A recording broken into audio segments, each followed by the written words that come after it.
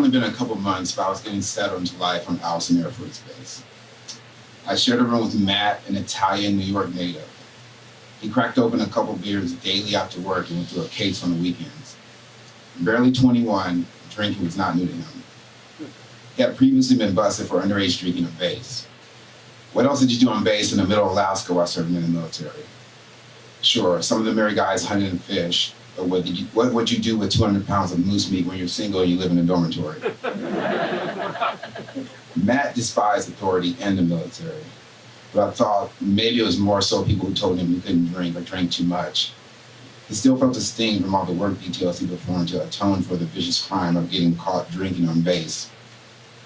We both worked in the communication squadron, and it was our first duty station for us both. Matt had been on base over a year now. I secretly depended on him to introduce me to people and invite me to the small dormitory parties I pretended to be indifferent about. Even in the military, meeting people could be challenging. I remember my first time navigating a dining hall alone, tray in hand. I spotted a table with 3 other young black men like myself. There weren't many of us on base, and the tallest of the group gave me a nod. It was probably obvious to everyone that I was an FNG, a fucking new guy. But I walked over and put up a cheer. "What's up, yo?" the tall one said. Barely audible, I muttered, "What's up?" I, the one with a large, friendly smile and buck teeth. The Bible near his food tray is what caught my attention. "Where they got you working?" he asked. "I'm in the communication squadron." "Me and Jones in supply," the third guy stated. He had smooth, dark skin, reminded me of an island native. He eyed me up and down. "What dorm they got you in?" he continued. I swallowed my first bite of meatloaf. 2206. "So Woodford," the one with the Bible started. "Where you from?" I didn't correct him, telling him my name was Woodford, but most said it that way, somehow pronounced it in D like an L.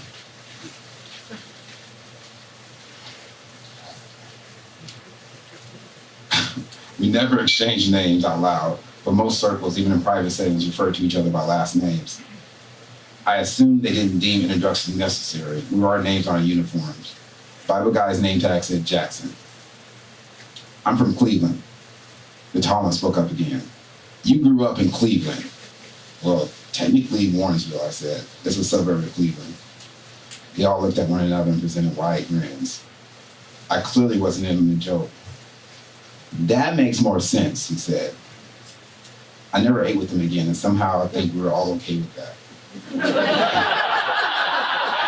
My biggest worry while serving under Don't Ask, Don't Tell was being fouled out. The implied implication that I wasn't black enough was a whole new set of words that would taunt me, but at least one that didn't threaten my livelihood. One evening, I returned to my room to find Matt having his usual after-dinner Budweiser with Mike, one of our suite mates from next door. We all shared a bathroom between our 2 rooms, which made getting ready for work in the morning often challenging. Luckily, Mike worked nights at the dining hall, leaving only 3 of us to battle for the bathroom in the early wee hours, the third being Mike's roommate. I sat on my bed as they talked and watched syndicated reruns of Seinfeld. An hour or so had gone by when there was a knock at the door. "It's open," Matt yelled with his New York Italian accent. Jenny, a pleasantly stout girl with a bob cut entered. Jenny lived down the hall. With so few females, most had rooms to themselves. A petite redhead with short limp hair I had never seen before following behind her. Red was somewhat of an understatement, especially in contrast to her white porcelain skin. "Hey guys, this is Mandy," Jenny explained. "She just arrived a couple of hours ago." Once you learned to your new duty station, you were assigned a sponsor to help you with the transition. Some of the responsibilities included making contact with the FNG, or gal in this case, and helping with room assignments and showing them around. Jenny appeared to be Mandy's sponsor. "So this is Mike, Matt, and Derrick," Jenny said, pointing to each of us. Mandy grinned nervously, revealing perfectly chemically whitened teeth. "Hey, y'all." She was definitely from the South. Her gaze swept the room and landed on me. Her smile grew bigger. I returned a friendly, forced smile. In my peripheral vision, I could see Matt and Mike taking her in and Jenny being disgusted by it all. Mandy was new prey and also quite pretty. Matt once told me a 5 was elevated to 8 here. Even ugly bitches are living a life. His words. I guess you say Mandy was naturally an 8, so I didn't know what that made her a Matt's Alaska scale. I suspected out of his league. Matt asked, "What do you work?" He too was grinning ear to ear. "Dining services," she said. "I'm a cook." She hadn't stopped looking at me as she answered Matt's question. Mike chimed in, "That's where I work." I plainly saw the dirty thoughts cooking in his eyes. "I'm just showing her around," Jenny interrupted. Mandy occasionally glanced away to finally acknowledge the other people in the room. Her eyes always returned to me. I attempted to conceal my awkwardness with a question. "So, where you from?" I asked. "Kentucky," she giggled. "I know, I have an accent." "No shit," Matt said. By now, the others had noticed this game of eye tag I was being subjected to. "Well, okay, let's get going," Jenny said. I stopped to get her settled and fed. "Later, guys." A mere second after the door closed, Mike shouted, "You dog!" His exclamation was directed at me. "What?" I said. "She was eye-fucking you." She walked right into the room and started eye-fucking you. "She's hot, dude. That's an easy lay." I played dumb. "What are you talking about?" "Dude, he's right," Matt said. "She wants you." The fact that they were aware of this posed 2 potential problems for me. First, I was serving in the military under Don't Ask, Don't Tell, which led me to logically conclude that I needed to fuck Mandy. If I didn't, I ran the risk of being discovered. She made it quite clear that she was attracted to me. If I passed on her, people would be suspicious. Second potential problem, I did not want to fuck Mandy. I was already quite familiar and far along with the male anatomy and quite happy with that decision. No, scratch that. It was not a decision. Suddenly, I was reminded of a conversation I had with my mom when I came out to her. "Have you slept with a real woman?" "Yes, of course." A lie.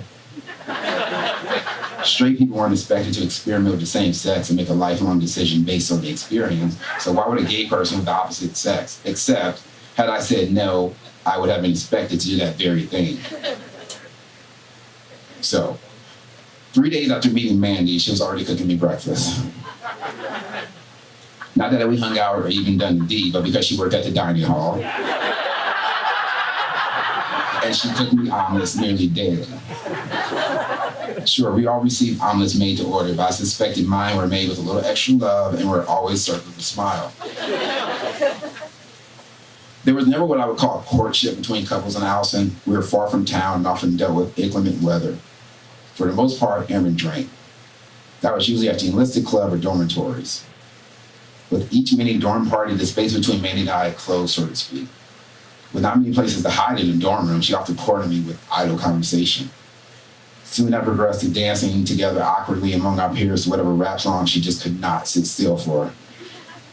I remained neutral and conflicted, but Mandy persisted.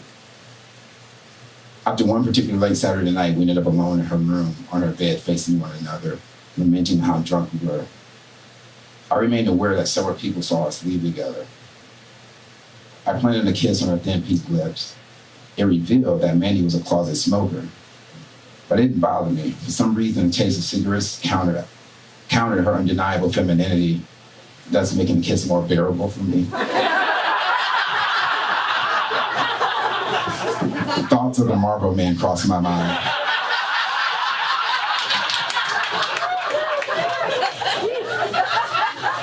I placed my hand on her hip, kissing her again, but this time deeper.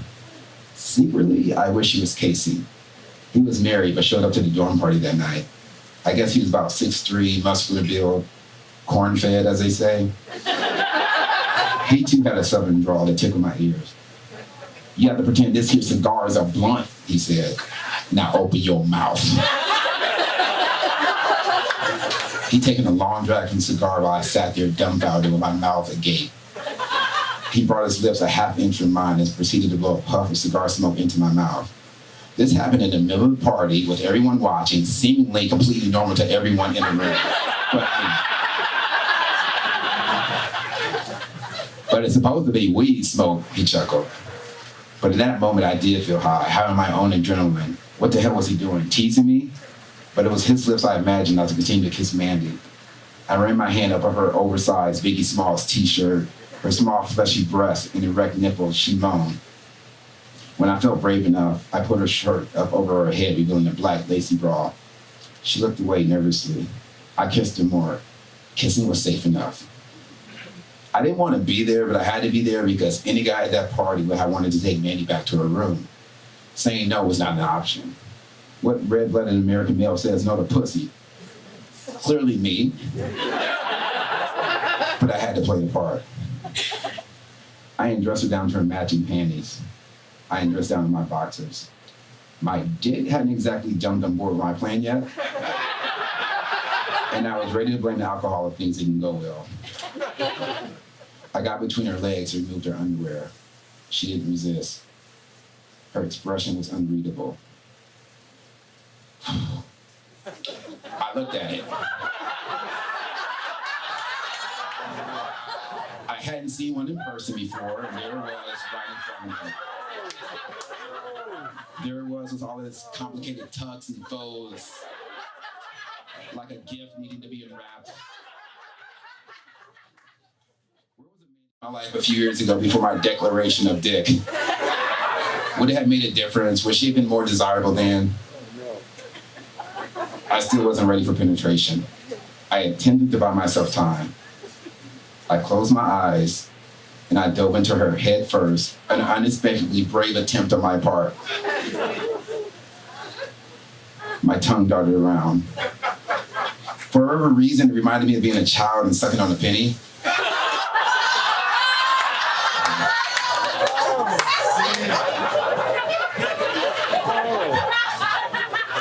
I reverted to my high school sex education classes. The clitoris was outside towards the top of the vagina. I think, from what I remember. I noticed I was thinking in very clinical terms: vagina, clitoris, intercourse, very professional, respectful, like a doctor. I thought maybe I hit the spot because she began moaning louder. Her hips began to arch. I wondered if she was faking it. Then I imagined her telling her female friends how good I was at cunnilingus. Did I really want her telling them how good I was at cunnilingus? I pictured them lining up my dorm room demanding it. Maybe it was her moaning and my need to please, but I finally rose to the occasion. An alter ego took over. I can do this! This is mine! Sexuality is fluid. I pulled her hips close to mine. Our genitals touched. I made my move. She quickly placed her hand on my chest. No, stop, she said. What? I want you to stop, she said.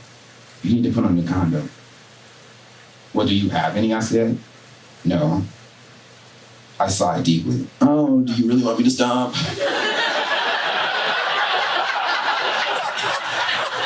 She rolled to her side. Yes, I'm sure. I collapsed beside her in feigned defeat. We lay in silence for a few moments. She turned towards me.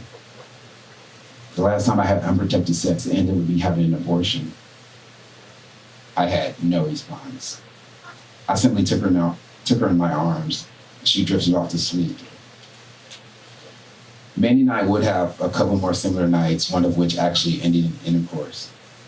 It wasn't a life-changing experience. It didn't make my life in the military any less difficult. There were no high fives because I told no one.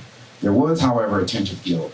I was using Mandy to fit in, look the part, and part of me wanted to have sex with her to satisfy the ridiculous notion whether or not I needed to try it first, like comparison shopping. An idea put in my head by my mother and maybe even society. After all, the military was deeming my lifestyle not even appropriate to talk about. Don't tell. Don't ask, don't tell. It's that attitude that keeps men and women in the closet even today, sacrificing our own happiness simply to fit in. Maybe even struggling in relationships we have no business being in. To some degree, I had no choice but to play the game to make it under don't ask, don't tell. But stringing Mandy along was my own personal regression, and that was unfair to her. I believe she sensed my disconnect because after we did the deed, we drifted apart. We spent less and less time together. Honestly, it would be much later in life that I see my own fault in how I treated Mandy. Then I saw myself as sort of a silent victim to the military system and culture of that time. And that's a possibility. But the truth is, I wasn't allowed to be myself. And if I were, I probably wasn't brave enough to be myself just yet. So until then, I merely survived in the shadows of Don't Ask, Don't Tell, compromising my convictions, not only for acceptance, but for the sole purpose of blending in. Thank you.